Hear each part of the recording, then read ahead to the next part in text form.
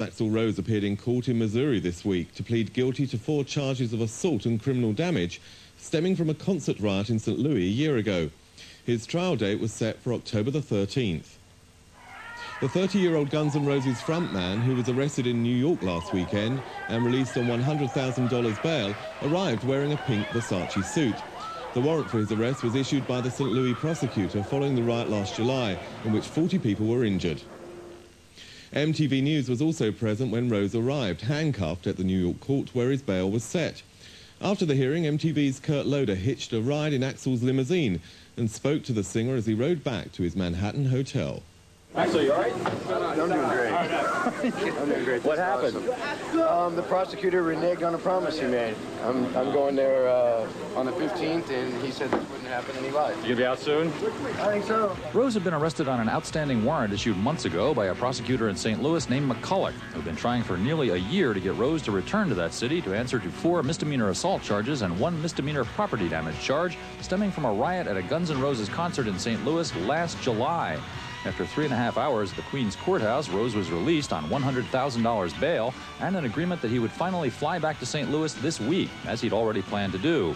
We jumped into a limo with him for an exclusive interview on the way back to his hotel in Manhattan and asked him how he'd been treated in jail. What did they do when they put you in jail? Did you have a cell by yourself, or were there other people? Did you get to talk to any other inmates or anything? No, I basically spent my time writing autographs for cops and talking with them about rock and roll. I met all these really cool cops that were telling me all about when they went to Woodstock and everything. It was great. New York cops are the best. The question in many observers' minds, of course, was why Rose didn't just return to St. Louis to plead his case months ago. According to Rose, it's taken this long to work out an ironclad deal, which, as things stand now, means a sentence of 2 years probation reduced to 1 year. We've just been waiting till, to get the case somewhat solidified and in writing before we go, because I don't want to go there and get set up. You know, well, you come here, it's going to be like this, and then it's a whole different story, and you end up sitting in St. Louis for a long time. What does probation mean? You can't come back to St. Louis and do something bad, or you can't do something bad anywhere in the country? It's like anywhere. It's anywhere, but I'm not really worried about any of that because I really don't spend my time breaking the law, so I'm not really worried about that. It just depends on, if you play someplace where somebody doesn't like rock and roll or Guns N' Roses, they could say I did something. You never know what will happen with that. And what exactly happened at that St. Louis concert 1 year ago?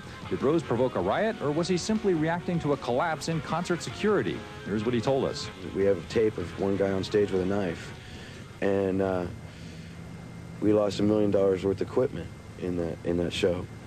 And I don't see anybody else taking any responsibility for anything. I'm saying, yeah, I jumped off stage, and yeah, things went haywire after that. And maybe I could have handled it better or whatever, but no one was really handling anything at that point. So I took it into my own hands with what I could do. And what crossed my mind that time, because I've been pretty much pushed to the limit by their lack of security. But I don't see anybody else in St. Louis really taking any responsibility for anything that happened.